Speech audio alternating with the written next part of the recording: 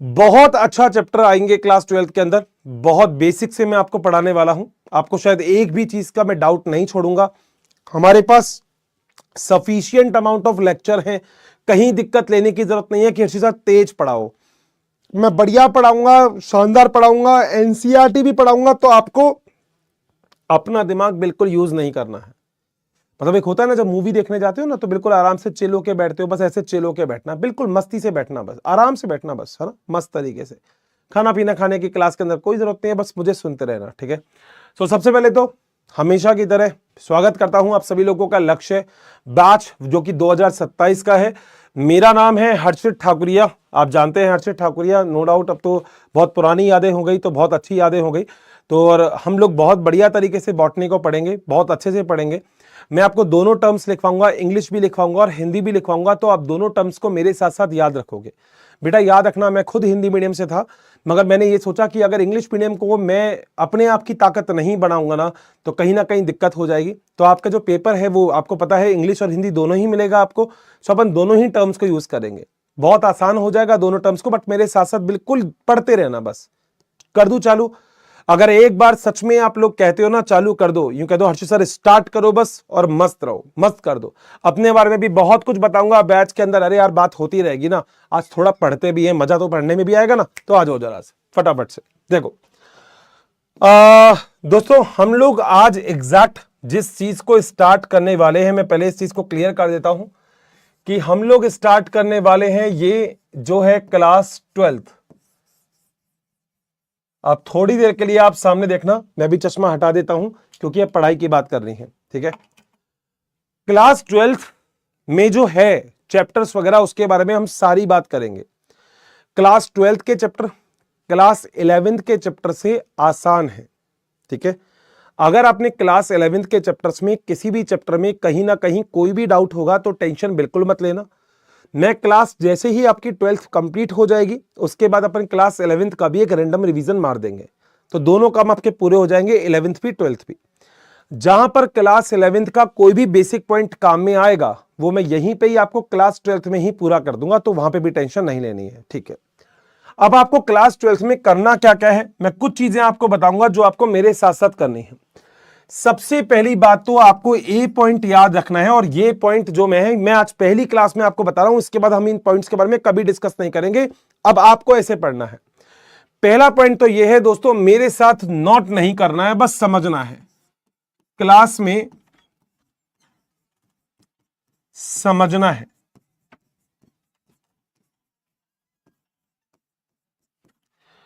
Understanding पूरी करनी है। नोट बिल्कुल नहीं करना है, मेरे साथ साथ बिल्कुल भी नोट नहीं करना है। लिख देता हूं, मेरे साथ नोट नहीं करना।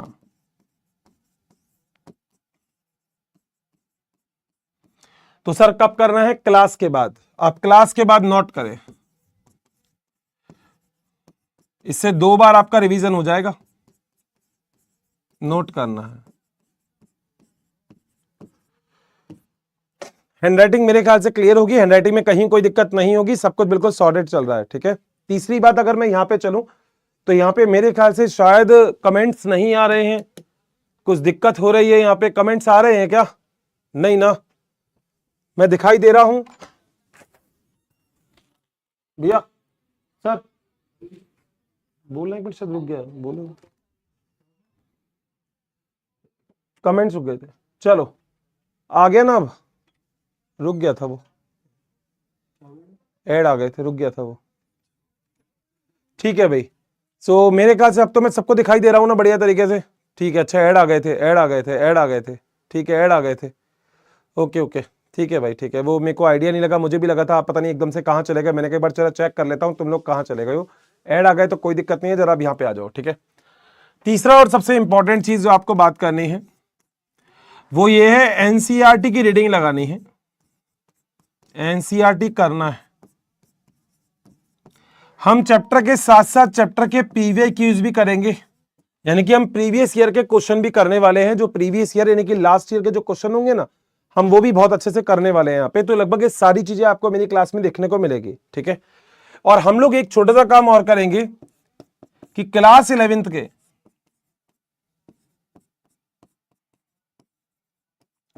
बेसिक भी करेंगे।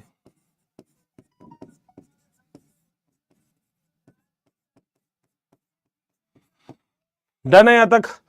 ये सारा काम क्लियर हो जाएगा। तो जितने बच्चे मेरी क्लास में बैठे हैं, सबसे पहले तो आपकी जो भी कॉपी आप लोगों ने बनाई है उसके आगे फटाफट से अपना अपना नाम डाल लो। आगे सच में लिख लो डॉक्टर। आपका जो भी नाम हो मुझे इससे कोई फर्क नहीं पड़ता, मगर नाम के आगे डॉक्टर आज आपको लगाना है। आज अपने नाम के आगे आपको डॉक्टर फिक्स करना है कि नाम के आगे बस डॉक्टर लगा लो और कह दो सर मजा आ गया, बस आज डॉक्टर लगा लेना बस नाम के आगे। ठीक है, तो आपकी जो भी कॉपी है, जो भी नोटबुक है, उसके आगे आप डॉक्टर लगा देना। ये बेसिक इंपॉर्टेंट पॉइंट है। अब अपन जरा चालू करते हैं। बेटा अगर देखा जाए तो इतना सारा काम करने के बाद आज हम पहले चैप्टर की बहुत प्यारे तरीके से शुरुआत करते हैं, जिसका नाम है पुष्पी पादपों में लैंगिक जनन। ध्यान देना और सामने बस देखते रहना। पुष्पी पादप में लैंगिक जनन।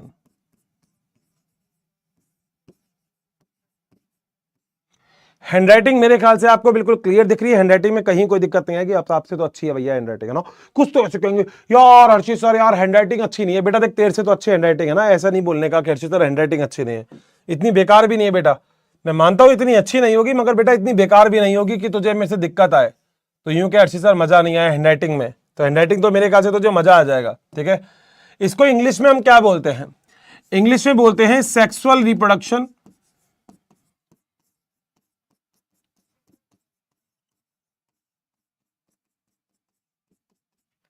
In flowering plant.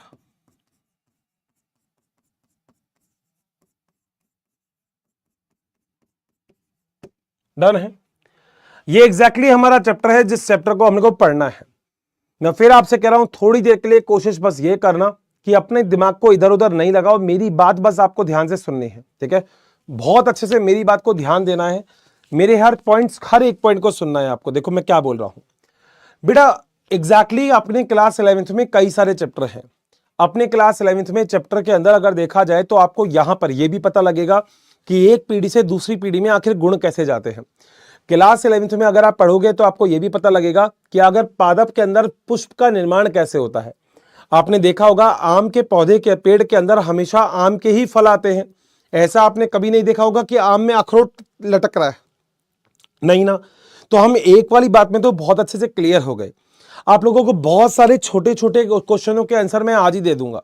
मैं इस लेक्चर के अंदर आज आपको बता दूंगा कि आखिर फल का निर्माण कैसे होता है। इस पूरे चैप्टर के अंदर हम ये वाली बात भी क्लियर कर लेंगे कि आखिर बीज का निर्माण कैसे होता है। कई बार आप लोगों ने एक वर्ड सुना होगा परागण, हम वो वाली चीज भी इसी चैप्टर के अंदर पढ़ने वाले हैं। तो कई सारी छोटी छोटी चीजें और कई सारे बड़े बड़े पॉइंट्स भी हम इसी चैप्टर के अंदर डिस्कस करने वाले हैं। सबसे पहली बात देखो, होता है ना जब प्यार का इजहार किया जाता है ना, प्यार का इजहार तुमने पता है ना, प्यार का इजहार तुमने भी किया होगा। ओहो बहुत बढ़िया, उसमें रैप्ट भी पढ़ सकते हैं बेटा। प्यार का इजहार तो प्यार का इजहार होता है। तो जब कभी भी प्यार का इजहार किया जाता है तो कहते हैं अरे बाबू ये लो मैं आपके लिए पुष्प लेके आया हूं। अब बेटा गाल पे रैप्टा पड़ गया तो बात अलग है, मगर यहां पे मैं उसी पुष्प के बारे में बात कर रहा हूं जो तुम्हारे गाल पे रैप्टा पड़ सकता है जिसके थ्रू। ठीक है, सो हम वहीं पे बात करें पुष्पी पादप के बारे में। तो पुष्पी पादप का मतलब फ्लावर के बारे में बात होती है और यह है सेक्सुअल रिप्रोडक्शन। अब ये सारी चीजें क्या होती है, मेरे हिसाब से मेरे सारे के सारे जितने भी दोस्त यहां पर बैठे हैं उन सब ने छोटी मोटी बात तो बायोलॉजी के अंदर और पादप के बारे में पढ़ा है। क्या पढ़ा है आपने? ये वाली चीज पढ़ी है कि पादप के अंदर कई सारी चीजें होती है। जैसे आप लोगों ने पढ़ा है कि पादप के अंदर जड़ भी होती है, पादप के अंदर तना भी होता है, आपने पढ़ा है पादप के अंदर पत्ती भी होती है, आपने एक और चीज पढ़ी है पादप के अंदर पुष्प भी होता है। अगर देखा जाए तो इन सबके इंग्लिश में नाम हमको पता होना चाहिए। फटाफट से बता दो इंग्लिश में क्या नाम होते हैं। इसे हम बोलते हैं रूट, इसे हम बोलते हैं स्टेम, इसे हम बोलते हैं लीफ और इसे हम बोलते हैं फ्लावर। सो मेरे ख्याल से ये वाली बात तो आप सभी लोगों को क्लियर है कि हम लगभग ये सारा का सारा पॉइंट यहाँ पे बिल्कुल अच्छे से क्लियर कर लेते हैं कि ये सारी चीजें हमको देखने को मिलती है। मगर सबसे इंपॉर्टेंट चीज इस पूरे चैप्टर के अंदर जिस चीज के बारे में हमें पढ़ना है, जिस चीज के बारे में हमें क्लियर करना है, वो सबसे इंपॉर्टेंट चीज होती है पुष्प। मैं एक छोटी सी बात आपको इस चैप्टर के चालू होने से पहले भी बता देता हूं। इस चैप्टर के चालू होने से पहले मैं आपको यह बात बता देता हूं कि इस चैप्टर में से लगभग आपको नीट के अंदर 3 से 4 क्वेश्चन मिलने वाले हैं। 5 भी हो सकते हैं। सो अगर आपकी नीट की बात करो तो लगभग 3 to 5 क्वेश्चन आपको इसमें मिलने वाले हैं। जैसे जैसे इस चैप्टर को अपन करेंगे तो अपन यहां पे PYQs भी करेंगे, और साथ साथ मैं आपको बता देता हूं कि ये वाला चैप्टर आपके लिए बोर्ड के लिए भी इंपॉर्टेंट है। बोर्ड में भी क्वेश्चन आते हैं और अच्छे क्वेश्चन आते हैं, अच्छे क्वेश्चन, और बोर्ड में इसके डायग्राम बेस्ड क्वेश्चन आपको ज्यादा देखने को मिलेंगे अगर आप पुराने सालों के पेपर देखोगे तो। अब आप में से कई सारे बच्चों का एक क्वेश्चन होगा, यार हर्षित सर आप सच में हमें बोर्ड की भी तैयारी करवाओगे? बेटा इस बार तो मैं करवाऊंगा। सर ऐसा क्यों? क्योंकि हम जब क्लास 12 की तैयारी करते हैं तो कई सारे बच्चों को एक डाउट होता है जो कि गलत है, कि हम लक्ष्य बैच के अंदर या किसी भी बैच के अंदर हम केवल और केवल किसी भी जगह पे हम केवल और केवल नीट की तैयारी करवा रहे, बोर्ड की नहीं। मगर बेटा यहाँ पे दोनों, इस चैप्टर के अंदर मैं आपको लिखना सिखा दूंगा कि आप अगर आपके एग्जाम में क्वेश्चन आएगा तो आपको कैसे लिखना है। ये सारी चीजें आप मुझ पर छोड़ देना, मगर मैं कह रहा हूं बिल्कुल चिल होके बैठना और हर एक पॉइंट को बस मेरे सुनना।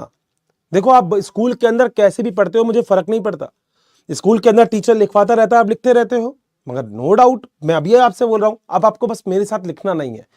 मेरी क्लास के बाद लिखने का सबसे बड़ा फायदा ये होगा कि आपका एक बार रिवीजन भी हो जाएगा। क्लियर है ना? ये प्रॉमिस है, देखो है ना? हाँ बिल्कुल ये प्रॉमिस है।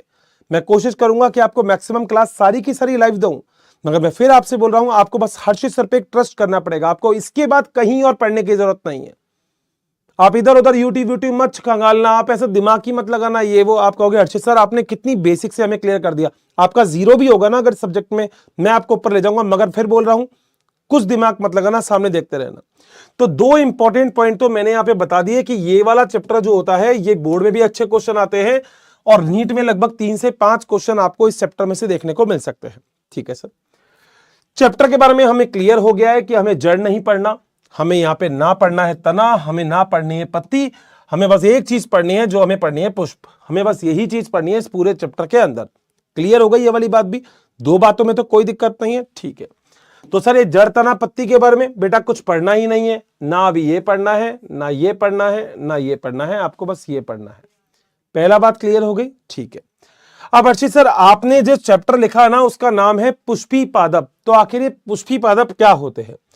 बेटा लाइफ टाइम एक छोटी सी बात हमेशा याद रखना कि एक वर्ड होता है जिसका नाम है पुष्पी पादप, और कभी कोई आपसे कहता है पुष्पी पादप का मतलब क्या होता है, तो मेरे ख्याल से आपने एक वर्ड सुना होगा जिसका नाम होता है आवृत बीजी। ध्यान से सामने सुनते रहना, मैं सब समझा दूंगा। जिसे हम इंग्लिश में बोलते हैं एंजियोस्पर्म। एक बार क्या हुआ, नीट के एग्जाम के अंदर जो एग्जामिनर था उसने क्वेश्चन दे दिया और उस क्वेश्चन में उसने आवर्त बीजी लिखा ही नहीं। उसने पता क्या लिखा, उसने ऐसे लिख दिया एंजियोस्पर्म। अब बच्चे को समझ में नहीं आया कि आखिर ये एंजियोस्पर्म क्या चीज है। तो बेटा मैं इसलिए बोल रहा हूं, मैं आपको दोनों वर्ड लिखवाऊंगा, हिंदी भी और इंग्लिश भी।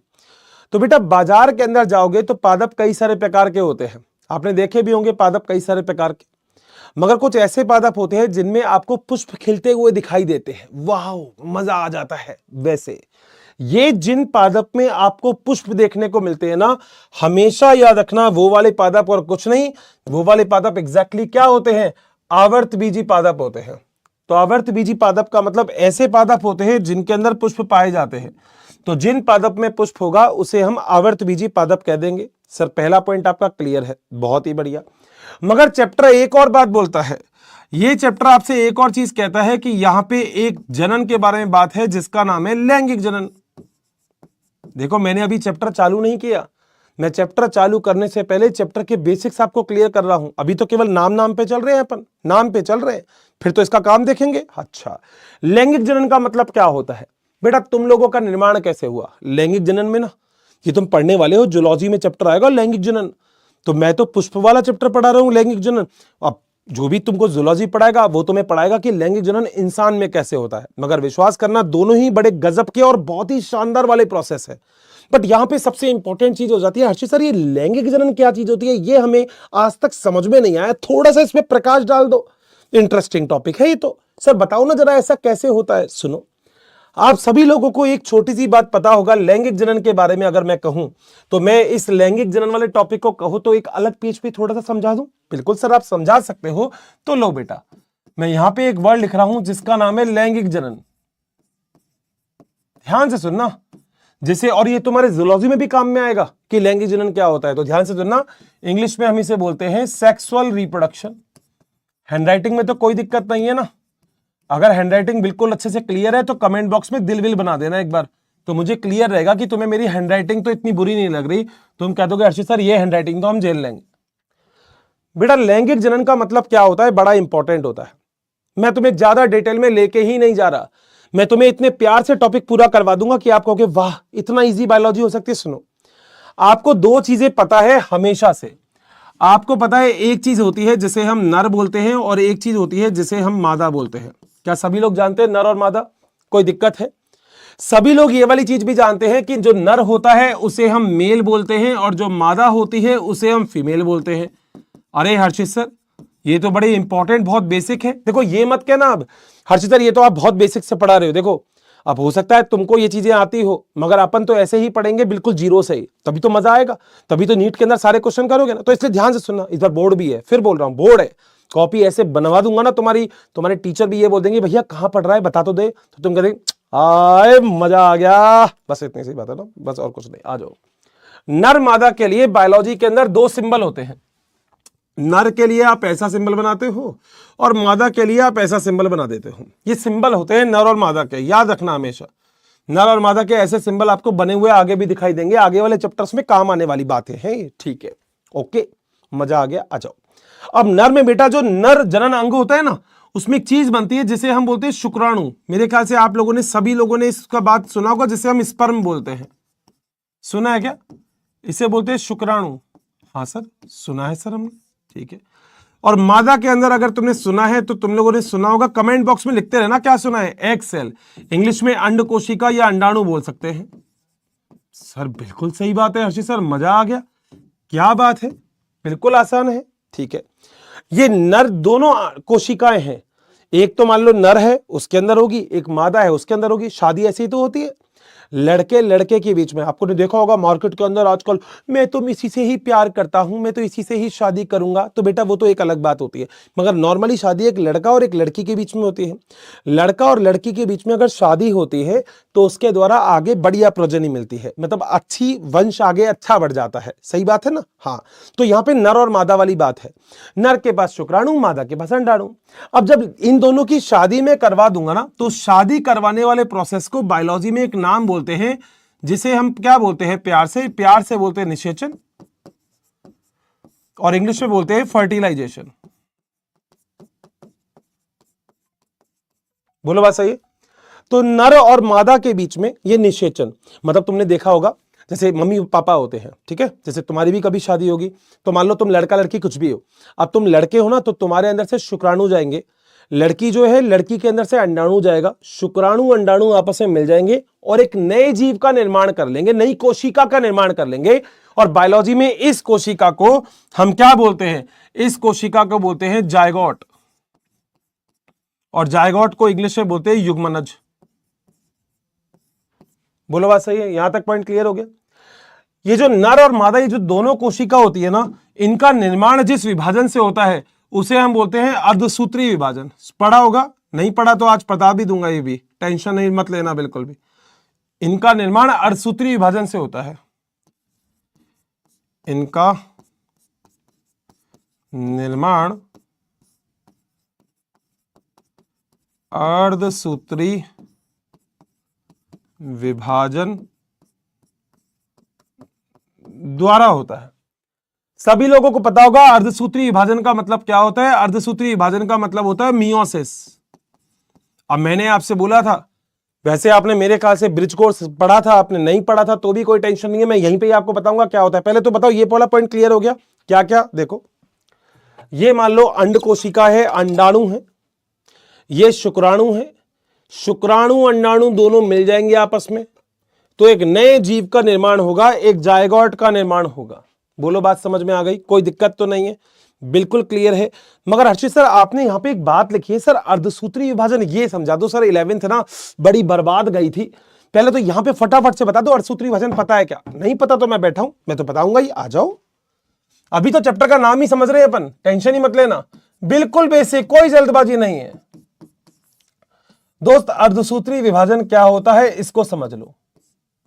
क्लास 11th का टॉपिक है, इसे इंग्लिश में हम बोलते हैं मियोसिस। ठीक है, क्या होता है वो समझा रहा हूं, आ जाओ देखो जरा ध्यान से। मान लो ये कोशिका है आपके पास, इस कोशिका को विभाजन होगा और दो कोशिका बनेगी, और उस कोशिका से भी विभाजन होगा तो आगे एक, फिर ये दो, फिर ये तीन, और फिर ये चार कोशिका बन जाएगी। मैं एक ऐसा प्यारा डायग्राम बताने वाला हूं जो तुम्हें बहुत मजा आ जाएगा, मगर मैं फिर बोल रहा हूं, मेरी बात अगर नहीं भी समझ में आए तो भी आपको मेरी बात सुननी है। आपको इधर उधर बैठ के टाइम नहीं पास करना, आपको बिल्कुल सुनना है। क्योंकि देखो, अगर आपकी क्लास 11th बेकार है तो ये बात तो मान लो आपको क्लास 12th में मेरे साथ थोड़ी सी मेहनत करनी पड़ेगी। मैं चाहता तो बिल्कुल आगे टॉपिक ले जा सकता हूं, मगर मैं इसलिए इस टॉपिक में बिल्कुल धीरे चल रहा हूं क्योंकि मुझे लगता है मेरे सारे दोस्तों को समझ में आना चाहिए कि अर्धसूत्री विभाजन क्या होता है। ठीक है, विभाजन का मतलब सब लोग जानते हो? हाँ सर, विभाजन का मतलब होता है एक कोशिका से विभाजन होने के बाद दो कोशिका का निर्माण होना। मेरे साथ बोलना है। देखो, तुम जहां बैठे हो ना वहां पे खाली नहीं बैठना। अगर तुम लाइब्रेरी में बैठे हो तो हो सकता है तुम नहीं बोल सकते, मगर घर के किसी कोने में बैठे हो तो तुमको मेरी बात बोलनी है। मेरी बात जरा ध्यान से सुनना। विभाजन का मतलब एक कोशिका से दो कोशिका बनना, फिर ये कोशिका विभाजन करके और दो कोशिका बना रही है, कोई दिक्कत है नहीं। अब मान लो बेटा इस कोशिका के अंदर गुणसूत्रों की संख्या, अच्छा बताओ ना सर, मान लो इस कोशिका में गुणसूत्रों की संख्या 10 है, तो कौन सा विभाजन पढ़ा रहा हूं मैं? अर्धसूत्री विभाजन। अर्ध का मतलब क्या होता है बायोलॉजी के अंदर? अर्ध का मतलब होता है आधा, आधे का मतलब क्या होता है? हाफ। यानी कि एक ऐसा विभाजन जिसमें गुणसूत्रों की संख्या आधी हो जाए। क्या मेरी क्लास में बैठे हुए सारे बच्चे गुणसूत्र जानते हैं? थंब कर दो अगर सबको गुणसूत्र पता है तो। ऐड आ रहे हैं? अच्छा, ऐड भी आ रहे हैं। रुको, मैं ऐड के लिए बोलता हूं, अभी रुको, अभी बोलता हूं। ऐड के लिए बोल देता हूं कि ऐड ज्यादा आ रहे हैं। है कहीं लाओ ना, एडवर्टाइजमेंट आ रहे हैं, वो आते रहेंगे। ऐड आ रहे हैं, ऐड। अच्छा, तो थोड़ा सा आज सहन कर लो, कल से तो वैसे भी क्लास अपनी ऐप पे ही होगी तो कोई दिक्कत नहीं है। आज यहाँ पे देख लो, मैं मानता हूं बिल्कुल एडवर्टाइजमेंट आ रहे होंगे, कोई बात नहीं, मगर आज यहाँ पर है ना, कल से तो अपन ऐप पे ही मिलेंगे तो कल तो दिक्कत नहीं आएगी, टेंशन बिल्कुल नहीं लेने का। ठीक है, आओ, इसके अंदर 10 को गुणसूत्र हैं। ठीक है, तो इसके अंदर गुणसूत्रों की संख्या 5 रह गई, तो कौन सा विभाजन हो गया? अर्धसूत्री विभाजन। गुणसूत्रों की संख्या आधी हो जाती है, उसे ही अर्धसूत्री विभाजन कहते हैं। और बेटा अगर आपको क्लास 11th याद है तो इस संरचना का नाम गुणसूत्र होता है। बताओ, आपको पता है क्या ये गुणसूत्र होता है? क्योंकि आप सभी लोगों को पता होगा कि इस गुणसूत्र के अंदर एक ऐसी संरचना होती है बायोलॉजी में जिसे हम डीएनए बोलते हैं। सुना है डीएनए? डीऑक्सी राइबो न्यूक्लिक अम्ल।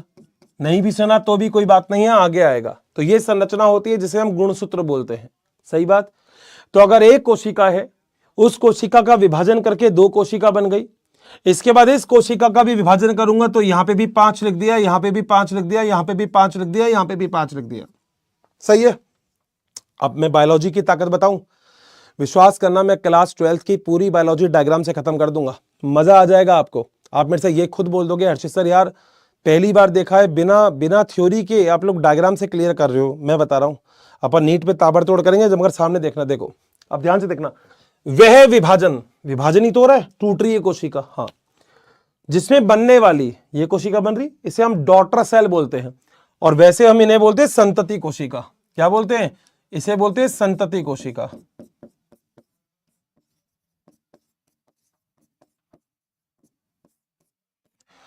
तो वह विभाजन जिसमें बनने वाले संतति कोशिकाओं में गुणसूत्रों की संख्या मात्र कोशिका से आधी होती है। तो मात्र कोशिका में अगर गुणसूत्रों की संख्या 10 है तो संतति कोशिकाओं में गुणसूत्रों की संख्या 5 रह जाएगी। इसे ही हम अर्धसूत्री विभाजन कहते हैं। और अर्धसूत्री विभाजन दो वजह से होता है। ये पहला जो विभाजन है इसे बोलते हैं अर्धसूत्री प्रथम, याद आया कुछ क्लास 11th। और जो दूसरा विभाजन है यहां से यहां तक, इसे हम बोलते हैं अर्धसूत्री द्वितीय। ये तुम्हारी क्लास 11th है। बस इतना ही तुम्हें याद रखना है, इतना ही याद रखना है। मैं डेफिनेशन साइड में लिख देता हूं कि आप कभी भी पढ़ो तो आप ये नहीं कहो कि आपने लिखी नहीं थी। देखो मैं क्या बोल रहा हूं, वह विभाजन और मैं कह रहा हूं ये लिखने की जरूरत ही नहीं अगर डायग्राम याद है तो, जिसमें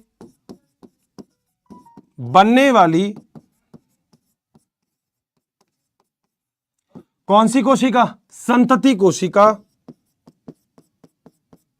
संतति होती है डॉटर, जो बनती है आगे, बच्ची वाली, छोटी वाली, में गुणसूत्र संख्या 5 है ना, हाँ, गुणसूत्र संख्या मात्र कोशिका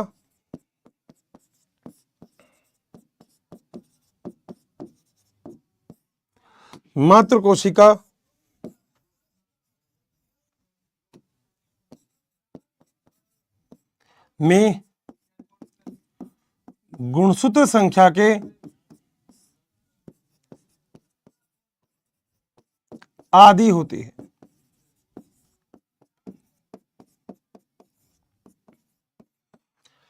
बोलो, क्या मेरे सारे दोस्तों को मेरा पॉइंट क्लियर हो गया? मैंने क्या चीज बोली है?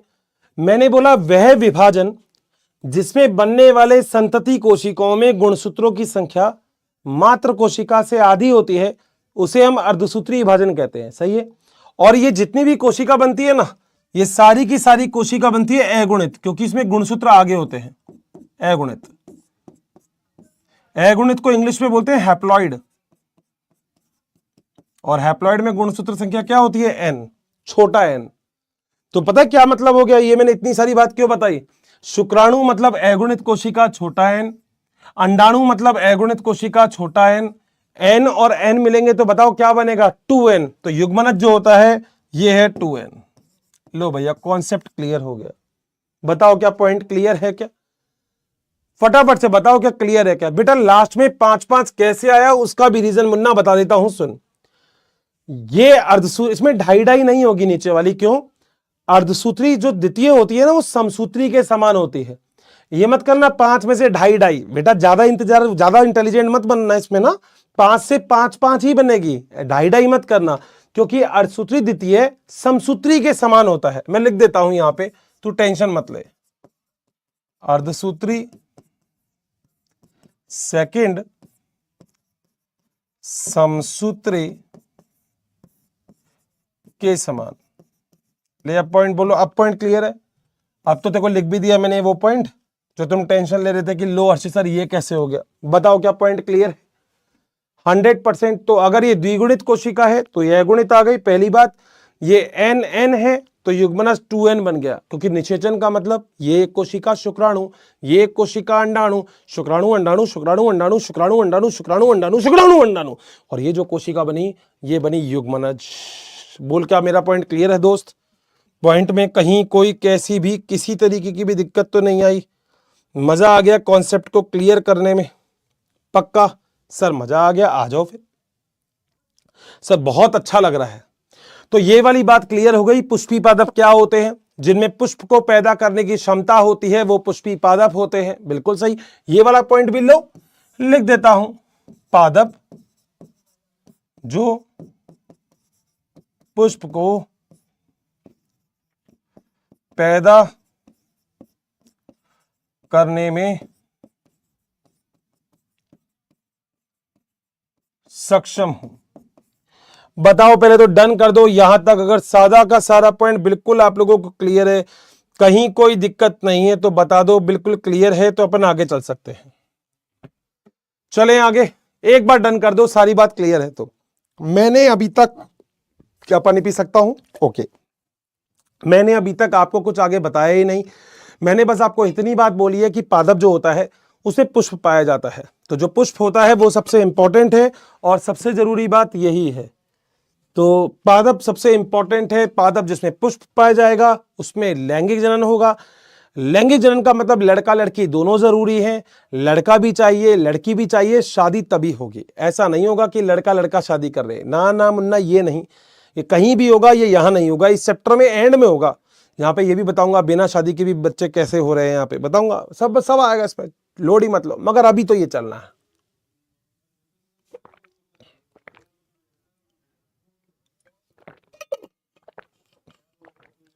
बेटा अर्धसूत्री विभाजन केवल पेड़ में नहीं होता, अर्धसूत्री विभाजन तुम्हारे अंदर भी होता है।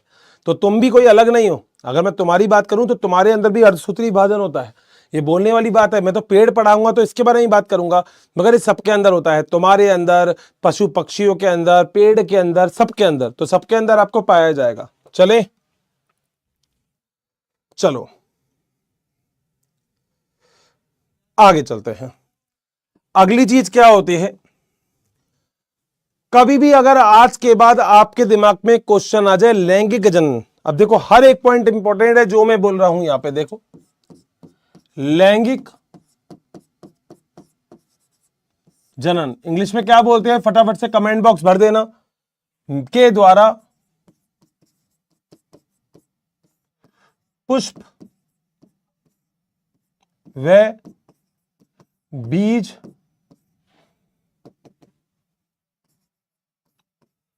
का निर्माण होता है। पहला पॉइंट, अगर कभी भी नीट के एग्जाम में आपसे पूछ ले कि लैंगिक जनन के द्वारा किस चीज का निर्माण होता है, हर एक छोटे पॉइंट तुम्हारे पास होंगे, तो आप बोलेंगे लैंगिक जनन के द्वारा एक चीज बनेगी जिसे हम बोलते हैं पुष्प, और एक जो बनेगा जिसे हम बोलेंगे बीज। बताओ मेरा पहला पॉइंट क्या मेरे सारे लोगों को क्लियर है? अगर कभी भी पादप को लैंगिक जनन करना है तो बिना पुष्प के लैंगिक जनन साधारण रूप से नहीं होता। लिख देता हूं, सामान्यतया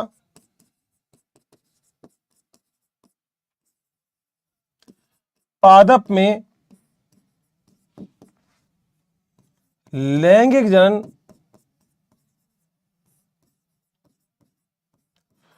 पुष्प द्वारा होता है।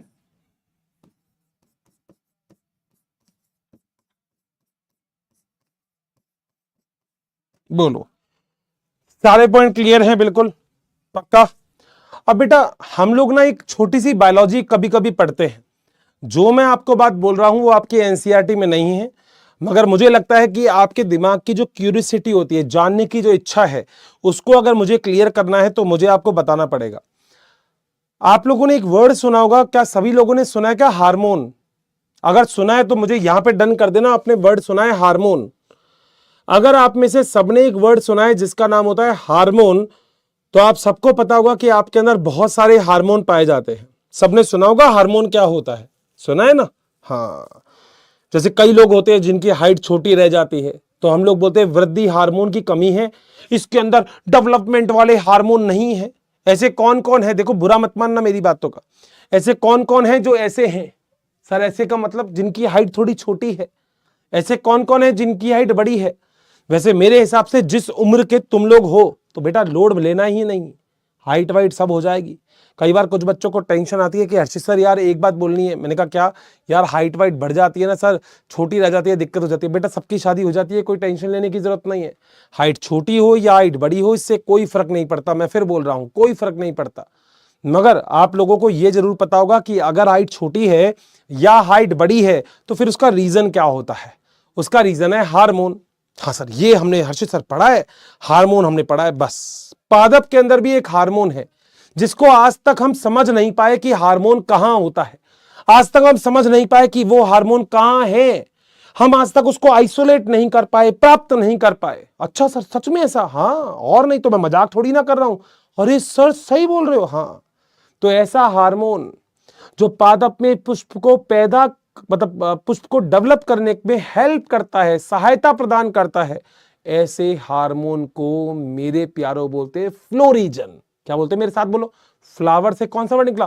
फ्लोरिजन। और ईश्वरी तो बहुत प्यारा, बस लिख देता हूं, तीसरा पॉइंट और लिख देता हूं, पादप में पुष्प को उत्पन्न करने के लिए आवश्यक हार्मोन, बोलो क्या नाम रख दूं? सर नाम है, फ्लावर से वर्ड निकला फ्लोरिजन। बोलो बात सही है, फ्लोरिजन। नाम ही याद रखना, नाम से काम हो जाएगा। पता है ये कैसा हार्मोन है? तंबाकू देखा है? तंबाकू, अबे तंबाकू, अबे देखा तो होगा, खाया नहीं तो। खाया तो नहीं ना तंबाकू, देखा है खाया है। हाँ, देखना खाना मत, तंबाकू खाना गलत बात होती है। हाँ, तंबाकू बड़े बुजुर्ग ऐसे नहीं करते यूं। और छोटू क्या कर रहा है? बड़ी लेट से आया है तू, अच्छा, ऐसे तंबाकू देखा ना बस।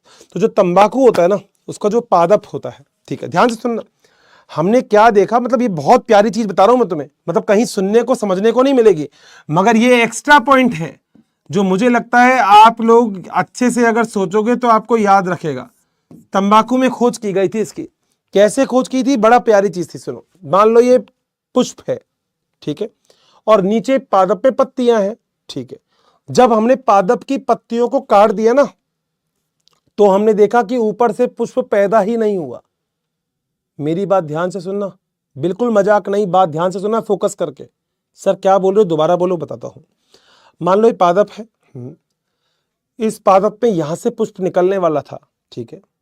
हमने इस पादप में जहां से पुष्प निकलने वाला था उसके नीचे की सारी हमने जो पत्तियां हैं वो तोड़ दी, ठीक है।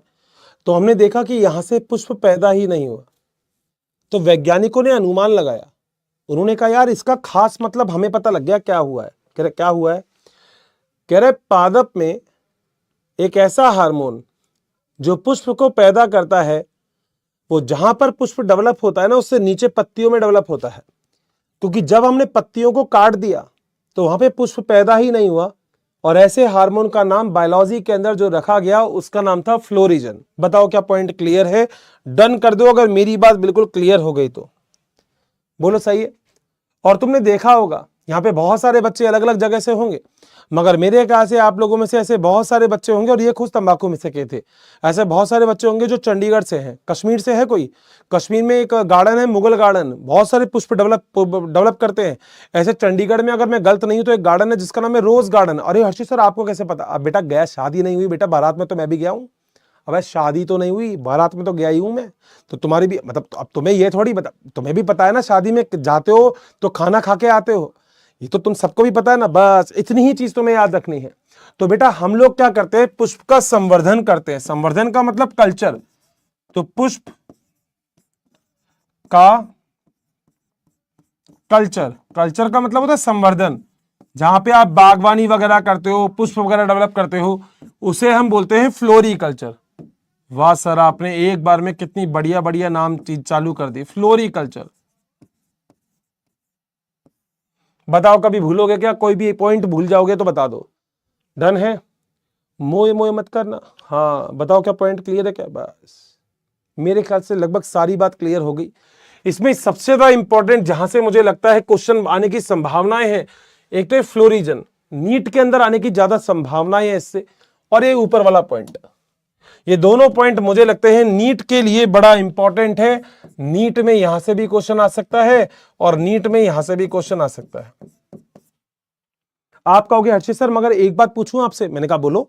सर ये फ्लोरिजन वाली चीज तो एनसीईआरटी में है नहीं। बेटा बिल्कुल सही है, मगर मेरे ख्याल से तूने लास्ट ईयर के 3-4 साल पुराने पेपर देखे अगर हैं तो तुझे पता होगा ऐसे बहुत सारे क्वेश्चन होते हैं जो एनसीईआरटी में है नहीं फिर भी आ जाते हैं। एनसीईआरटी ने फ्लोरिजन के बारे में नहीं बोला, मगर एनसीईआरटी ने यह जरूर बोला है कि पादप में पुष्प को पैदा करने के लिए एक हार्मोन की आवश्यकता होती है, उसका नाम फ्लोरिजन होता है। मेरे ख्याल से सबको याद हो गया होगा, मैं कुछ भी बोलूंगा तो याद होगा। अगर मैं आपसे बोलता हूं लैंगिक जनन के उत्पाद क्या है, आपको पता होना चाहिए। मैं साइड में होता हूं, बताना जरा, और मेरे क्वेश्चनों के आंसर दे देना। मैं साइड में हो रहा हूं, क्वेश्चनों के आंसर देना। मैं अगर बोलता हूं लैंगिक जनन के उत्पाद क्या होते हैं, तो क्या आप सभी लोगों को पता है लैंगिक जनन के उत्पाद क्या होते हैं? अगर पता है तो डन कर दो, हाँ आशीष सर हमें पता है। नहीं पता है तो कोई बात नहीं बेटा, ठीक है, पता है तो बोल दो। डन है, डन है, कर दोगे ना आप तो क्लियर 100%। देखो कहीं कोई दिक्कत है एक बार थंब बना दो फर्स्ट क्लास से। देखो मैं लिटरली बोल रहा हूं तुम लोगों से, गोरिल्ला आर्मी, मतलब सच में बोल रहा हूं। आप लोग अगर 100% दोगे ना, मैं अपना 200% दूंगा। विश्वास करना, विश्वास करना कि आपका सिलेक्शन मैं आपको करवा दूंगा। बॉटनी के अंदर आपको कहीं कोई दिक्कत नहीं होगी, मैं बता रहा हूं आपको। मगर यहां पे डन कर दो भाई, शांत मत बैठो यार, बस अब शांत मत बैठो। तुमने बहुत कर लिया 11th क्लास में, मचा रखा था ना 12th क्लास में। विश्वास करना बोर्ड के अंदर मैं तुम्हारा सिलेक्शन करवा के दिखाऊंगा ताबड़तोड़ वाला। नीट के अंदर बॉटनी में से तुम्हारा एक क्वेश्चन गलत नहीं होगा, मैं बैठा हूं। मगर मैं फिर आपसे बोल रहा हूं बस यहां पे करना पड़ेगा। कमेंट बॉक्स ऐसा ही रहना चाहिए चाहे कैसा भी हो। बोलो क्या पॉइंट क्लियर है तो मैं आगे चल सकता हूं। डन है सर, बहुत बढ़िया, ठीक है, आगे चलो। ठीक है, आगे चलते हैं। अगला पॉइंट, बेटा अगर कोई पूछे कि पादप में लैंगिक जनन की इकाई क्या है, लैंगिक जनन की इकाई क्या है, तो याद रखना लैंगिक जनन की इकाई और कुछ नहीं, लैंगिक जनन की इकाई है पुष्प। पुष्प का मतलब फ्लावर, फ्लावर ही है बेटा, फायर नहीं है, याद रखना ये फ्लावर ही है, कोई फायर नहीं है। चलें आगे। 100% कहीं कोई दिक्कत है यहां तक? कोई भी दिक्कत नहीं है, ठीक है। अब अगला जो मैं पेज आपको लिखवाने जा रहा हूं, बताने जा रहा हूं, बड़ा इंपॉर्टेंट है कि पुष्प यानी कि फ्लावर एक रूपांतरित प्ररोह, प्ररोह जानते हो, स्टेम है। शूट बोल सकते हैं, प्ररोह तो वैसे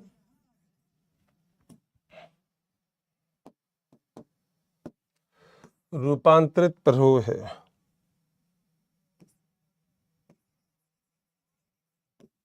ठीक है, अब जरा ये वाला जो चीजें है ना, ये चीज मैं आपको डायग्राम से समझाने की कोशिश करूंगा कि क्या होता है।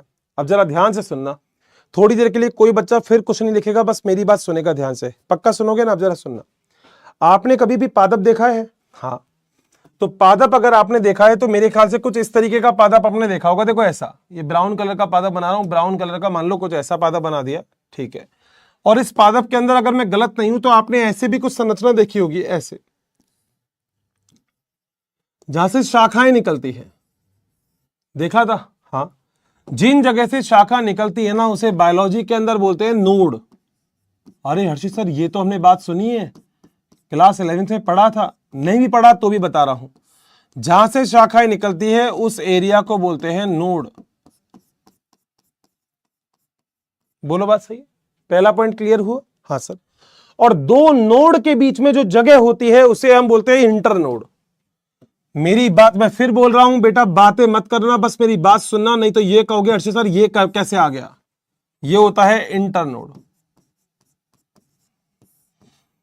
सर हम इस डायग्राम से तो नहीं समझे हर्षित सर, कोई और तरीका है आप हमें समझा सकते? देखो, मान लो ये पादप है, ठीक है, इस पादप में एक ये शाखा है, ठीक है, इस पादप में एक ये शाखा है, ठीक है। दो शाखाओं के बीच में बेटा ध्यान रखना, दो शाखाओं के बीच में जो जगह आपको दिखती है, ओहो, इसे हम बोलते हैं इंटरनोड। अच्छा, और ये नोड है, जहां से शाखा निकलती है वो नोड, और जो दो नोड के बीच में जो जगह है उसे हम इंटरनोड कहते हैं। बताओ क्या मेरा ये वाला पॉइंट क्लियर है क्या? तो दो नोड के बीच में इंटरनोड पाया जाता है। सर मजा आ गया। अब सुनो, अगर इसी चीज को मैं तुम्हारे तरीके से समझाने की कोशिश करूं तो मैं ऐसा बोल सकता हूं, अगर तुमने कभी भी पुष्प देखा है, इस वर्ड का मतलब बता रहा हूं, फिर बोलोगे हर्षित सर आप वर्ड का मतलब बताते हो, मतलब आप क्लियर करोगे। यहां देखना, एनसीईआरटी ने सीधी लाइन लिख रखी है, मैं डायग्राम बता रहा हूं। यहां पे सबसे इंपॉर्टेंट ये हो जाता है कि अगर आपके पास एक पादप है और उस पादप के अंदर ऐसे नोड निकले हुए हैं, तो मैंने बोला ये एक रूपांतरित प्ररोह होता है। आप सभी लोगों ने देखा होगा, पुष्प के अंदर अगर कभी देखा है तो नीचे नीचे एक चीज होती है जिससे हम बोलते हैं बाह्यदल। हाँ सर हमने देखा है सर, जो हरे रंग का होता है, बिल्कुल, जो सुरक्षा प्रदान करता है पुष्प की। सही बात है, नोड से ही तो निकला हुआ है। और ये क्या बात कर, हाँ आपने देखा है जब पुष्प आपको आकर्षित करता है तो उसका मतलब पुष्प के अंदर कुछ ऐसे ऐसे हरी हरी कलर की संरचना, मतलब हरी के अलावा दूसरे कलर की संरचना होती है जिसे हम बोलते हैं दल। अरे हाँ सर, आपने सुना है पुष्प के अंदर नर जनन अंग होते हैं, जो अंदर भी जो वो फूट रहे हैं ना। यूं कह रहे हर्षित सर आपने हमें आइडिया दे दिया। मैंने कहा क्या? ये डायग्राम बना रहा हूं मैं वैसे पुष्प का। हर्षित सर आपने हमें आइडिया दे दिया। मैंने कहा क्या दे दिया?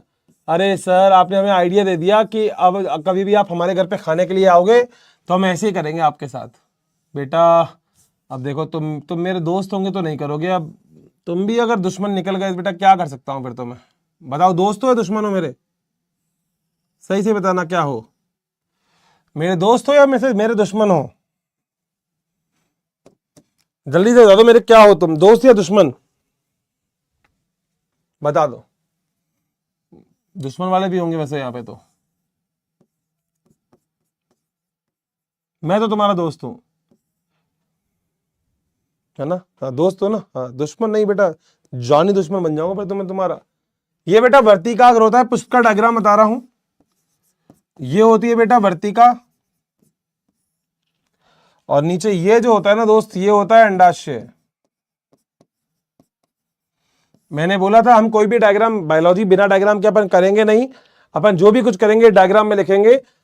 ये है बेटा स्टिग्मा, ये है दोस्त स्टाइल, और ये है ओवरी। इस पूरे चैप्टर में हमें पढ़ना है सब कुछ, ठीक है? स्टिग्मा, स्टाइल, ओवरी, ठीक है? आ जाओ, पुष्प का डायग्राम बता रहा हूं, सब चीजें समझाऊंगा, बस सामने देखते रहना, अपना दिमाग नहीं लगाना है किसी को भी, बस सामने देखना है, ठीक है? ठीक है सर, ये ऐसे ही बनाना है।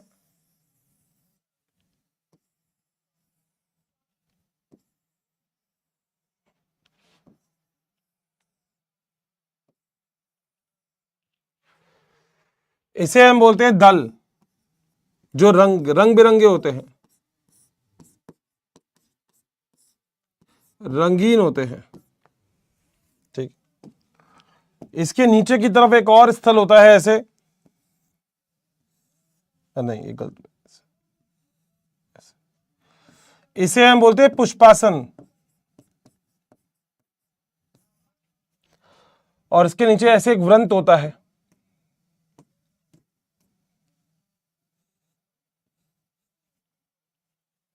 ऐसा से एक डायग्राम आप लोगों को भी बनाना है। बताओ क्या पॉइंट क्लियर है क्या? इस नीचे वाली चीज को हम बोलते हैं पुष्पवृंत।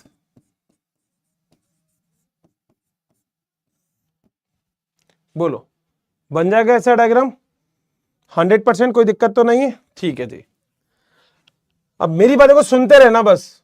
मैंने पहले भी बोला था नोट नहीं करना है किसी को भी। अब जो बच्चा बेटा नोट करेगा वो बाद में ये मत करना अर्षित सर मेरे को ये वाला पॉइंट नहीं समझ में आया, प्लीज बोल रहा हूं मैं कि नोट करना ही नहीं है आपको, मेरे साथ साथ तो बिल्कुल नोट नहीं करना है। और जो नोट करेगा बेटा वो फिर देखो बाद में ये मत करना अर्षित सर ये पॉइंट कैसे रह गया मेरे से, तो इसलिए बोल रहा हूं नोट मत करना, बस बिल्कुल भी नोट मत करना। ये डायग्राम है जिससे मैं पूरा का पूरा थ्योरी आपका खत्म कर दूंगा। चले, ठीक है। ये है परागकोश,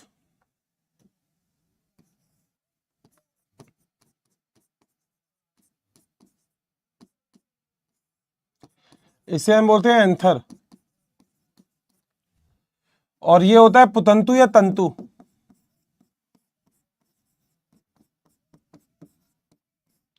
जिसे हम बोलते हैं फिलामेंट।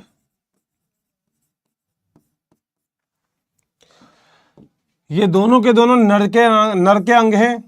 नर देखो, नर ऐसे बनाया था ना, ऐसे बनाते हैं नर, हाँ नर के अंग है दोनों, ये भी और ये भी, ठीक है। जबकि ये वाली जो चीज देखी ना, ये वाली, ये मादा का अंग है, ये तीनों के तीनों क्या है? मादा का है, फीमेल है, मादा। बोलो बात सही। पुष्पासन को बोलते हैं इंग्लिश में थैलेमस, और पुष्पवृंत को बोलते हैं पेडिसल। बोलो, क्या यहां तक पॉइंट क्लियर हो गया? पक्का? ठीक है। यहां पे बोला था हरे हरे रंग की संरचना भी होती है, ऐसे ऐसे हरे हरे रंग की संरचना होती है, जिसे हम बोलते हैं बाह्य दल।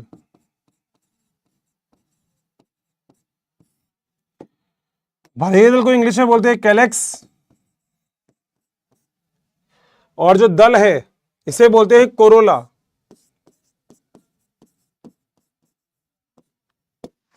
डन है? क्या मैं कुछ बोल सकता हूं थोड़ी देर के लिए? सभी लोग बिल्कुल तैयार हैं बेटा?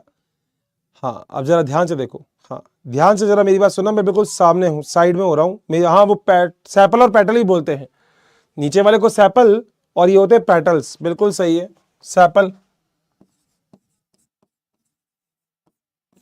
और ये होते हैं पेटल्स। चलो अब मेरी बात जरा ध्यान से सुनो, मैं थोड़ा सा साइड में हो रहा हूं। डायग्राम मेरे ख्याल से ठीक ठाक समझ में आया होगा, मगर मैं यही हूं, कहीं भी नहीं गया हूं। मेरी बात ध्यान से सुनना, मैं साइड में से मिमिक्री कर रहा हूं, ध्यान से सुनना। जैसा कि आप लोग देख रहे हैं, आपके सामने एक बहुत ही अच्छा डायग्राम दिख रहा है आपको, जिसमें सबसे ऊपरी पर आपको वर्तिका अगर दिख रहा है, उसके नीचे वर्तिका दिख रही है, उसके नीचे अंडाशय दिख रहा है। इन तीनों ही संरचना को मिला के हम मादा का जननांग बोलते हैं। बहुत ही बढ़िया चीज है। इसके बाद अगर हम देखते हैं तो यहाँ पे नर के भी जननांग है, जिसके अंदर परागकोश और पुतंतु होते हैं।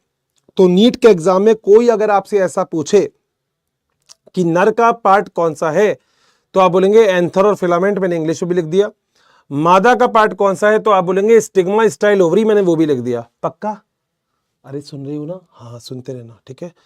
जहां पे पूरी की पूरी पुष्प की संरचना जुड़ी हुई है, वो नीचे की तरफ, वो जो डायग्राम में बता रखा है ना, वो नीचे की तरफ जो मैंने संरचना दिखा रखी है नीचे की तरफ, वो ध्यान से वो संरचना देखना जरा। ये वाली संरचना, इस संरचना को हम क्या बोलते हैं? इसको बोलते हैं थैलेमस, यानी कि हम बोलते हैं पुष्पासन। तो जो पुष्पासन होता है उसके ऊपर पूरा का पूरा पुष्प जो होता है वो रखा हुआ होता है, ठीक है। जब तक पुष्प कली अवस्था में रहेगा, पुष्प खिलेगा नहीं, ठीक है। वो देखा ना तुमने, पुष्प खिल जाता है। मान लो पुष्प खिला नहीं है, कली अवस्था में है, तब तक आपने देखा होगा पुष्प के बाहर चारों तरफ एक हरे रंग का आवरण पाया जाता है, जिसे हम बोलते हैं, क्या बोलते हैं? बाह्यदल बोलते हैं। तो बाह्यदल जो होता है ना, वो पुष्प का कंट्रोल करता है, पुष्प को मतलब सेफ रखता है। बोलो क्या पॉइंट क्लियर है? पक्का? 100% कहीं कोई दिक्कत नहीं? ठीक है। अगर आपने देखा होगा तो आपको पुष्प आकर्षित करता है, पुष्प बुलाता है आपको। आपकी बाबू आपसे बोल सकती है। वैसे तो जिंदगी में बाबू बाबा होना नहीं चाहिए, मगर अगर तुम्हारी जिंदगी में बाबू बाबा है कोई, तो वो तुमसे बोल सकता है, बाबू जरा वो वाला पुष्प लेके आना। तो वो शायद आपसे वो वाला पुष्प तभी मांगेगा जब उस पुष्प के अंदर सच में कोई कलर हो, जो बहुत बढ़िया ब्राइटनेस, चमकते बहुत शानदार हो। ये चमकने वाले कलर वाले जो आपने कलर दिखते हैं, वो उसे हम बोलते हैं दल, जो आपको आकर्षित करने का कार्य करते हैं। तो याद रखना, जो पुष्प होती है उसकी सुरक्षा करने का काम करते हैं बाह्यदल, आकर्षित करने का काम करते हैं दल। क्लास 11th का पॉइंट है, मगर मैं यहां पे भी आपको लिख रहा हूं, और छोटे छोटे पॉइंट में इनको कहो तो मेंशन भी कर देता हूं। ये होते हैं, ये आकर्षण करने का काम करते हैं, आकर्षित करते हैं, आकर्षित, ठीक है सर। जो ये होते हैं, ये सुरक्षा देने का काम करते हैं, सुरक्षा देने का। अब मान लो नीट के एग्जाम के अंदर 720 नंबर का एक क्वेश्चन आ गया। 720 नंबर का एक ही क्वेश्चन, रे क्वेश्चन बहुत बड़ा है, ध्यान से सुनना जरा। मुझे पहले ये बताओ, क्या कभी तुम किसी की शादी में गए हो? अबे किसी ने शादी में बुलाया क्या कभी तुम्हें? हाँ तो बोलो, क्या तुम कभी भी किसी की भी शादी में गए हो? क्या गए हो? पक्का? हाँ। अगर तुम कभी भी किसी की शादी में गए हो, तो सबसे इंपॉर्टेंट शादी में कौन होता है? अबे शादी में सबसे इंपॉर्टेंट कौन होता है? तुम तो नहीं होते ना, जिसकी शादी होती है वही तो होगा। तो सबसे इंपॉर्टेंट शादी में कौन होगा? अबे लड़कों बता दो, कभी तो बता दिया करो आंसर। अबे खाना तो खाने गए होंगे कभी किसी की शादी में, तो शादी में सबसे इंपॉर्टेंट कौन होता है? मुझे तो ये बात का जवाब दे दो, सबसे इंपॉर्टेंट कौन होता है शादी में? किसी ने तो बुलाया ही होगा। हाँ, शादी में सबसे इंपॉर्टेंट होता है दूल्हा और दुल्हन। बोलो बात सही है? हाँ। दूल्हे के दोस्त, दूल्हे के घर वाले, दुल्हन के दोस्त, दुल्हन के घर वाले इतने इंपॉर्टेंट नहीं होते, मगर सबसे इंपॉर्टेंट होता है दूल्हा और दुल्हन। क्योंकि बेटा अगर शादी में वो ही अवेलेबल नहीं है तो बेटा शादी नहीं होगी। बिल्कुल सर, बात सही है। अब मुझे एक चीज बताओ, क्या आपको यहां पे कोई नर दिख रहा है? नर संरचना दिख रही है? ध्यान से सुनना, मैं फिर बोल रहा हूं, मैं साइड में हो जाता हूं। ध्यान से जो मैं बोल रहा हूं मेरी बात का जवाब देना। क्या कोई नर वाली संरचना दिख रही है आपको? हाँ। क्या आपको कोई मादा वाली संरचना दिख रही है? हाँ। तो सबसे इंपॉर्टेंट यही होता है। तो जनन के लिए सबसे इंपॉर्टेंट कौन सी चीज है? सबसे इंपॉर्टेंट है नर जननांग और मादा जननांग, यानी कि वर्तिकाग्र, वर्तिका और अंडाशय, और परागकोश और तंतु भी मान सकते हो। बस ये, बाकी और किसी से तुम्हें कोई फर्क ही नहीं पड़ता। मैं फिर आपसे बोल रहा हूं, जनन के लिए सबसे इंपॉर्टेंट, शादी में जाते हो तो दूल्हा और दुल्हन इंपॉर्टेंट है। यहां पे ये जो संरचना दिख रही है ये दुल्हन की संरचना है, वो जो परागकोश वाली संरचना दिखती है वो दूल्हे की संरचना है। तो जनन के लिए परागकोश और पुतंतु, एंथर और फिलामेंट आवश्यक है, ठीक है। और वर्तिकाग्र, वर्तिका और अंडाशय आवश्यक है, बस, और कुछ भी चीज आवश्यक नहीं है। तो याद रखना, जनन के लिए आवश्यक दो चीज, स्टार लगा देता हूं, एक तो ये आवश्यक है और एक ये आवश्यक है। बाकी बेटा कोई हो या नहीं हो, मान लो शादी में, तुम्हारी शादी हो रही है और तुम्हारे फूफा जी नाराज होकर चले गए, और मुझे तो केवल 50 रुपए का लिफाफा दिया है, कितनी दूर से आया हूं मैं गाड़ी में, 50 रुपए का लिफाफा दिया है ठीक है और फूफा जी तुम्हारे नाराज होकर जा रहे हैं, क्या तुम अपनी शादी छोड़ के जाओगे या या या अपनी शादी पूरी करोगे? जवाब दे दो यही। मतलब ये बहुत आसान क्वेश्चन है और ये तुम समझ सकते हो। अगर तुम्हारे पास यहां पे बाह्य दल को कुछ हो गया, यहां पे दल इधर उधर हो गया, तो वो इंपॉर्टेंट है, या सबसे इंपॉर्टेंट है परागकोश और तंतु और वर्तिकाग्र वर्तिका और अंडाशय? फटाफट से बता दो, फटाफट से बता दो इंपॉर्टेंट क्या है। देखो सीधी सी बात है, अब शादी छोड़ के तुम पहले फूफा जी को संभालने जाओगे तो तुम्हारी इच्छा है, फिर तो कॉन्सेप्ट ही गलत हो जाएगा, है ना? 100%। तो मेरे ख्याल से लगभग सारा का सारा पॉइंट तो आपको यहां पे क्लियर होगा कि क्या होता है। तो नर जनन अंग और मादा जनन अंग, ये दोनों के दोनों जो जनन अंग होते हैं, ये बड़े इंपॉर्टेंट कहे जाते हैं और ये सच में सबसे इंपॉर्टेंट भी होते हैं। ये वाली बात भी लिखना, ये सबसे इंपॉर्टेंट भी होते हैं। इससे ज्यादा इंपॉर्टेंट कोई संरचना होती भी नहीं है, सबसे इंपॉर्टेंट संरचना होती है ये। बताओ क्या पॉइंट क्लियर है? 100% पक्का? ठीक है। तो ये जो संरचना होती है, इसे तो हम बोलते हैं पुमंग, सॉरी, इसे तो हम बोलते हैं जायांग, और ये जो संरचना होती है इसे हम बोलते हैं पुमंग। तो यहां पे एक क्वेश्चन अगर मैं आपको दूं, क्वेश्चन कि लैंगिक जनन के लिए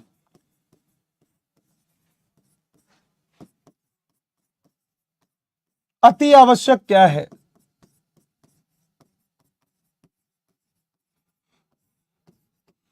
ऑप्शन नंबर ए भी है आपके पास, बी भी है, सी भी है और डी भी है।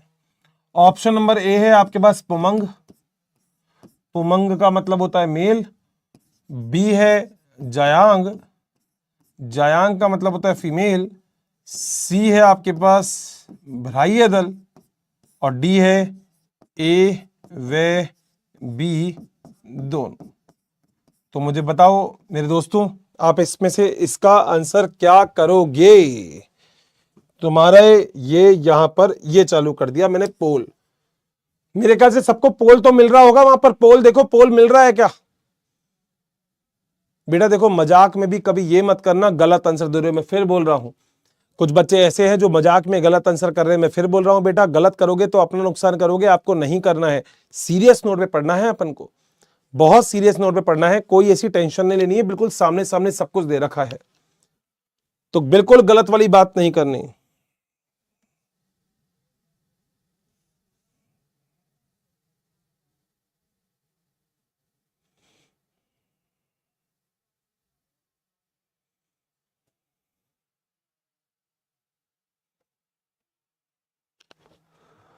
100% मेरे हिसाब से तो इसका आंसर डी आना चाहिए। देखते हैं कितने बच्चों का सही है। वाह, बहुत ही बढ़िया, 89। देखो ये वाले बच्चे तो बिल्कुल गलत कर रहे हैं, पता नहीं क्यों कर रहे हैं, स्पैमर होंगे, मगर 89% बालकों का बिल्कुल सही है। नर और मादा जनन अंग सबसे ज्यादा जरूरी होते हैं, बिल्कुल आपको पता है। अगला क्वेश्चन, एक क्वेश्चन अगर मैं और भी आपको दे दूं तो एक क्वेश्चन और दे देता हूं। पुष्प के लिए आवश्यक हार्मोन कौन सा है? Option number A, B, C, D. लिख लेता हूं इथाइलिन, नहीं ऐसे नहीं करता। आवश्यक हार्मोन लिख देता हूं एस्ट्रोजन, लिख देता हूं प्रोजेस्टेरॉन, सुने नाम, लिख देता हूं वृद्धि हार्मोन, ठीक है, लिख देता हूं फ्लोरिजन। ये मत कहना क्वेश्चन आसान है, बात बस ये है कि अब आपको आता है। अगर आपको चीजें आती है तो बेटा सीधी सी बात है, फिर सब आसान ही है, कोई दिक्कत नहीं है।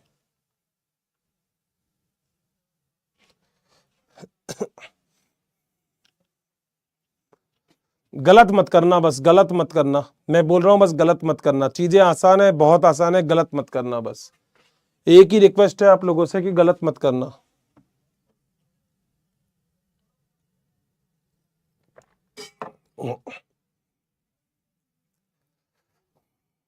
चलें, ठीक है सर, डी आंसर होना चाहिए। वाह बेटा, एक बार 100% लिया हो ना, मजा आ जाएगा। 100% लिया हो, मजा आ जाएगा। मजा आ गया बेटा। चलो, फ्लोरिजन। अब मैं अगर आपसे यहां पे पूछूं तो मैं यहां पे लिख सकता हूं कि जो मादा जनन अंग है उसे आप जायांग बोलते हो। ठीक है, क्या बोलते हो? जायांग। और अगर मैं इसकी आपको इकाई पूछ लूं, मैं आपसे पूछ लूं मादा जनन अंग की इकाई, जैसे लैंगिक जनन अंग की इकाई पुष्प है, तो मादा जनन अंग की इकाई क्या है?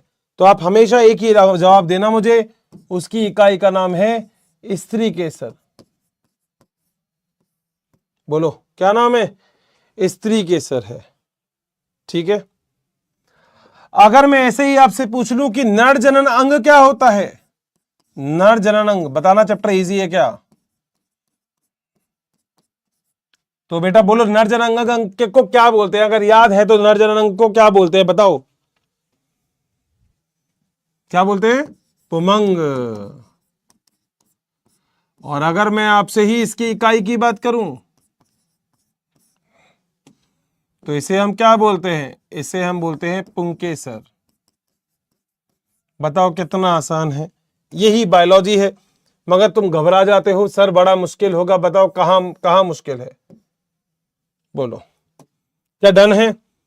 सभी लोग यहां तक पूरा का पूरा काम कर लेंगे, कहीं कोई दिक्कत किसी को कैसी भी किसी तरीके की भी तो बता सकते हो। एक बार डन कर दो। अगर मेरे सारे पॉइंट आप लोगों को क्लियर है तो एक बार डन कर दो। बिल्कुल बोल दो हर्षित सर बिल्कुल क्लियर है, कहीं कोई लोड नहीं है, मजा आ गया सर, कोई टेंशन ही नहीं है। यहां तक पॉइंट अगर क्लियर है तो डन कर दो एक बार बस। डन है? अच्छा, बर्थडे भी है किसी का? हैप्पी बर्थडे, बहुत बढ़िया, क्या बात है, बहुत बढ़िया यार। बर्थडे बर्थडे भी बनाते हो तुम, पढ़ते भी हो, बर्थडे भी मनाते हो, वाह मेरे भाई। बहुत बढ़िया, अच्छा कर रहे हो फिर तो।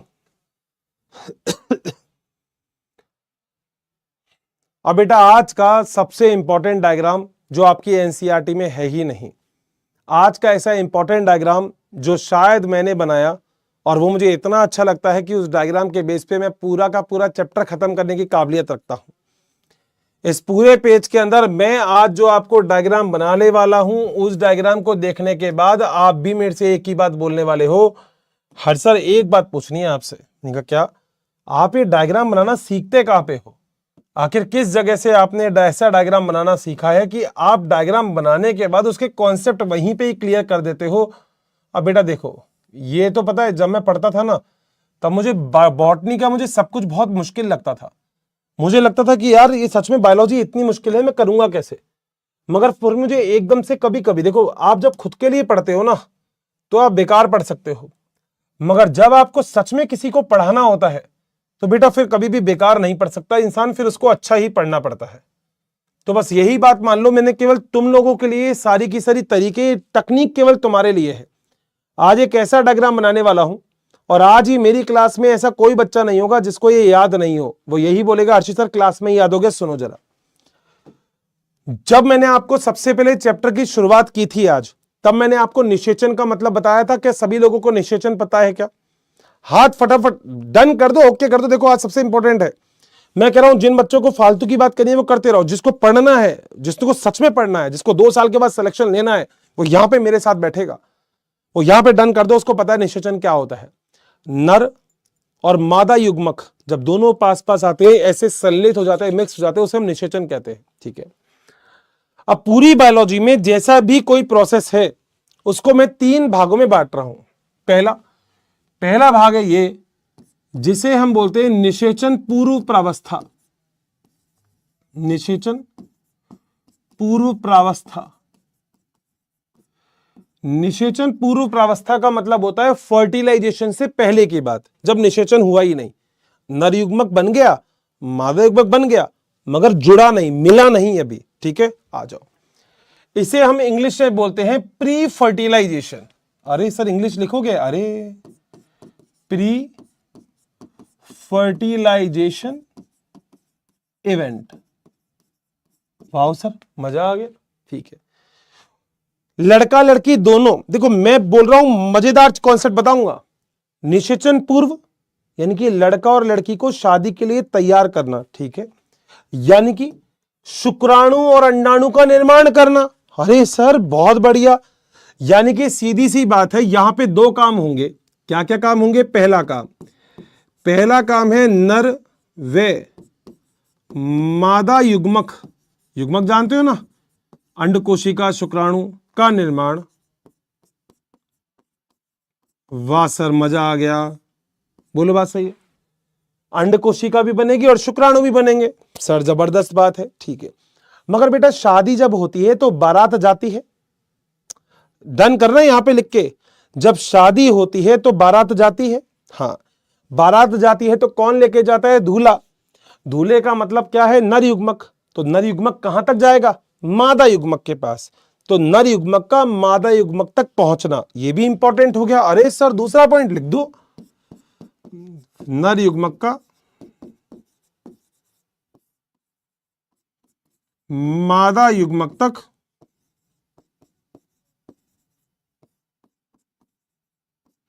जाना। और अगर तुमने कभी भी एक वर्ड सुना है तो इसे ही हम एक वर्ड बोलते हैं परागण। अपन बहुत इंपॉर्टेंट पढ़ रहे हैं, इंग्लिश में बोलते हैं पॉलिनेशन। यानी कि लड़का बारात लेके जा रहा है लड़की के घर पे या जहां पे शादी है ना, ऐसा ही तो होता है। बहुत सारी, ये तो इजी हो गया, बस पहला हो गया। हमने पहला पॉइंट कंप्लीट कर लिया, जिसे हम बोलते हैं निषेचन पूर्व प्रावस्था। यानी कि लड़का और लड़की दोनों को तैयार कर लिया शादी के लिए, ठीक है। और दूसरा हमने एक काम और कर लिया, जैसे ही लड़का लड़की शादी के लिए तैयार हो गए तो लड़के से बोल दिया भैया बारात लेके निकलो अब लड़की के पास। भैया लेक ऐसी तो जाता है, आज मेरे यार की शादी है, वही चल रहा है। अरे सर ये तो इजी, आओ जरा 20 पॉइंट और इजी।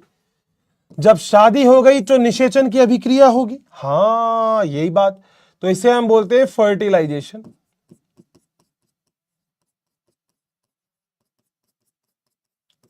फर्टिलाइजेशन का मतलब बेटा होता है निषेचन। बोलो बात सही है। अब इस निषेचन का मतलब नर और मादा ये युग्मक का मिलना, मिलने के बाद क्या बनेगा? युग्मनज। अगर आपको याद हो तो पहले पहले वाले पेज पे मैंने आपको यही बात लिखवाई थी। पहले पहले पेज पे कहां गया कहां गया कहां गया,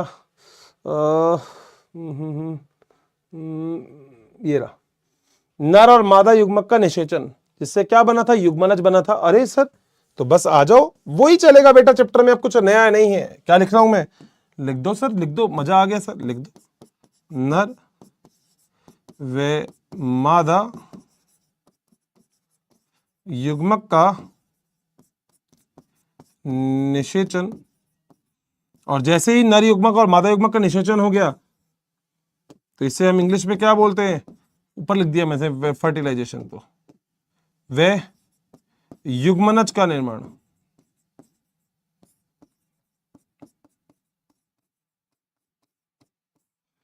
बोलो क्या पॉइंट क्लियर है?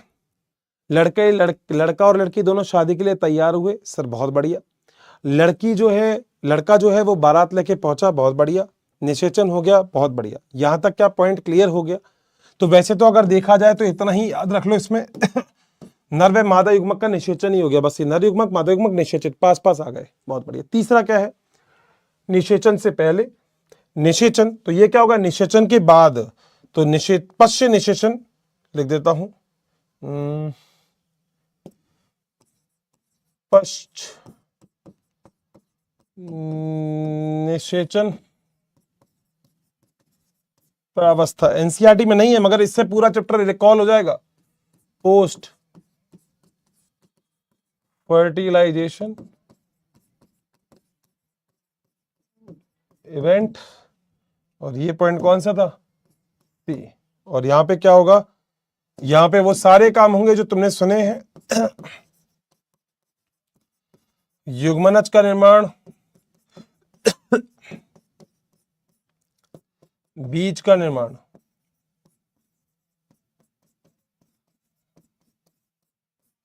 आज का सबसे इंपॉर्टेंट डायग्राम है ये। 1 2 3 4 5 स्टार, सबसे इंपॉर्टेंट डायग्राम है आज का ये। बताओ कैसा, क्या कहते हो इस डायग्राम के बारे में?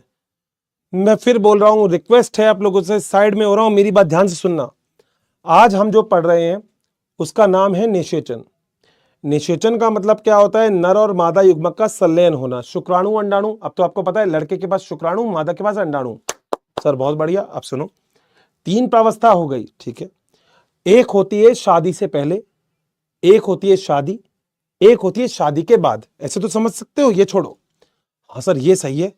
शादी से पहले क्या करते हैं? लड़का और लड़की दोनों को तैयार करते हैं। शादी से पहले, निषेचन से पूर्व, शादी से पहले, ये शादी है, शादी से पहले क्या करते हैं?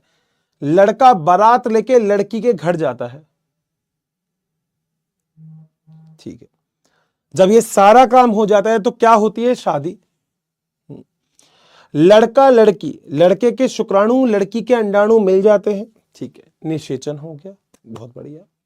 इसके बाद शादी के बाद, शादी के बाद क्या होते हैं? अपने बेबीज होंगे आगे, निषेचन के बाद, जहां पे बेबी का निर्माण, बेबी डेवलप होगा, वो सब कुछ बताओ। ये 3 प्रावस्था क्या समझ में आ गई क्या? पहला है शादी से पहले, दूसरा है शादी के बाद, और जो दिख रहा है ये है शादी। शादी से पहले, शादी के बाद, बीच में शादी। कोई नहीं भूलेगा इसको, हमेशा याद रखना। बट टर्म बहुत अलग है। मैं ये पढ़ाऊंगा, मैं फिर ये पढ़ाऊंगा, मैं फिर ये पढ़ाऊंगा, चैप्टर हो जाएगा। सर क्या बात करो, यही बता रहा हूं ना, चैप्टर हो जाएगा। तुम मेरे से खुद कह दोगे हर्षित सर चैप्टर हो गया क्या? बेटा मैं यूपी बोर्ड, एनसीईआरटी, आप टेंशन बिल्कुल मत लो। आप विश्व, देखो मैं फिर आपसे बोल रहा हूं, सबसे इंपॉर्टेंट आप लोगों के लिए क्या है मुझे ये बताओ। मैं आपको ये कह रहा हूं, बॉटनी में आप ताबड़तोड़ परफॉर्मेंस करने जाओगे, मैं बैठा हूं ना, आप बिल्कुल टेंशन मत लो। आप किसी भी बोर्ड से हो, नीट का एग्जाम इंपॉर्टेंट ज्यादा है। पहली रैंक मिल गई ना दोस्त, अगर नीट के अंदर तू पहुंच गया ना, तेरे को एम्स फर्स्ट रैंक मिल गई, मैं कह रहा हूं सारी चीजें माफ है, फिर मजा आ जाएगा तुझे। बट लगना पड़ेगा दोस्त मेरे साथ साथ। बोलो क्या पॉइंट क्लियर है? 100%? कोई दिक्कत यहां तक? मजा आ गया क्या? मजा आ गया या कोई डाउट है? ये बताओ कोई दिक्कत है क्या इस डायग्राम में? यहां पे बता दो कोई दिक्कत है क्या? नहीं है ना कोई दिक्कत?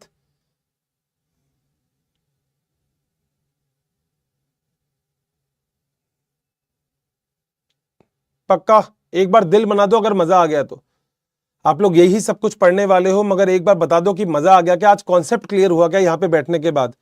अगर सच में आपका कॉन्सेप्ट क्लियर हुआ, सच में आपको लगा कि हर्षित सर मजा आ गया आज वाले लेक्चर में, हर एक छोटे छोटे पॉइंट्स को हर्षित सर हमने बहुत अच्छे से क्लियर किया, क्या बात आ गया, मजा आ गया सर, कोई टेंशन ही नहीं है, तो बता दो बिल्कुल क्लियर है, तो सब कुछ बिल्कुल क्लियर है तो।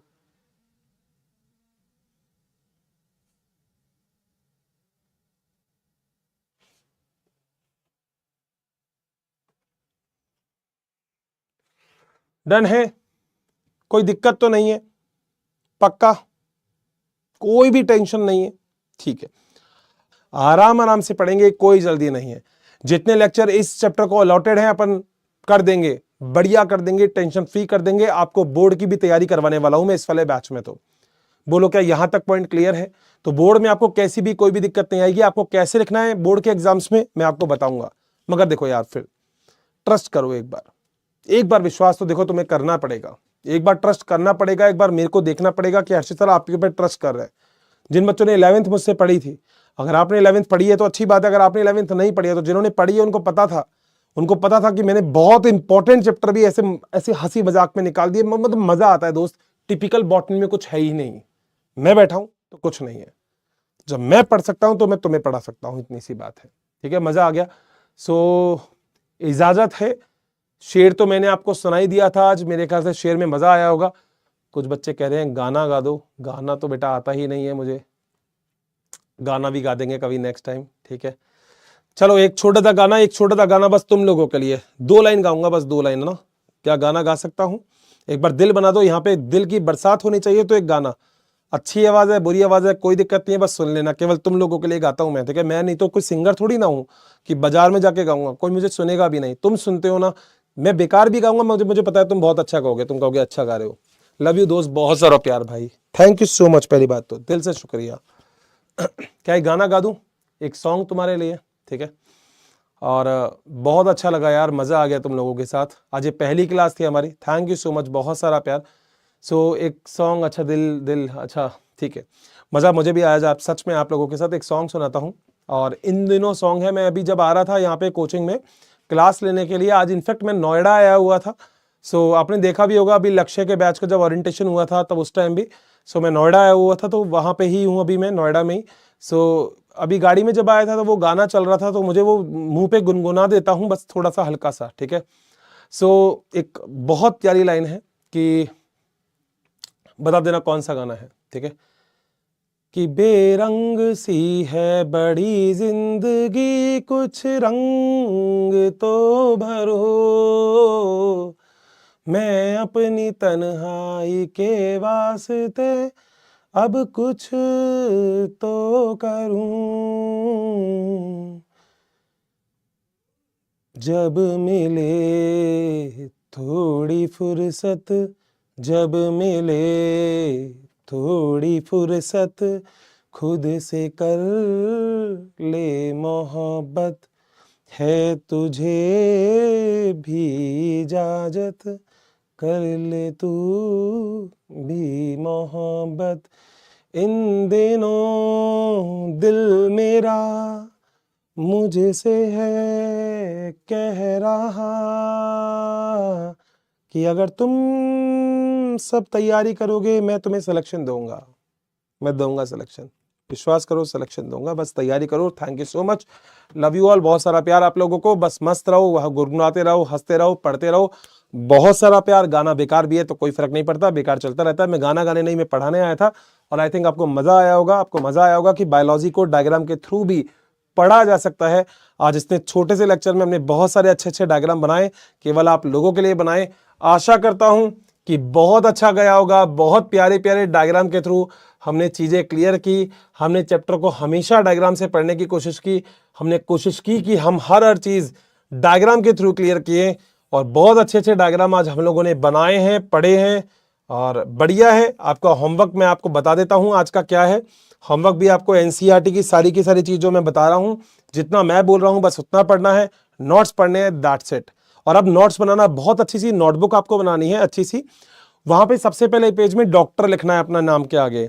सारे बच्चे डॉक्टर लिखेंगे। मुझे कहीं पे भी आप टैग कर सकते हो, इंस्टाग्राम वगैरह पे, मैं मेरे नेम से मिल जाऊंगा। वहां पे पहली क्लास को टैग करो, मजा बना दो। जो दोस्त नहीं आया हो उसको बुलाओ, कहो भाई आओ अपन मचाते हैं। और बेटा इससे सीधी बात है, मचाएंगे तब जब तुम लोग आओगे। बहुत मजा आने वाला है इस पूरे बैच में, touch wood. Thank you so much, बहुत सारा प्यार आप लोगों को। आई थिंक अच्छा लगा होगा, मजा आया होगा, लेक्चर बहुत ताबड़तोड़ गया होगा। Bye bye, take care, love you all, bye bye, thank you.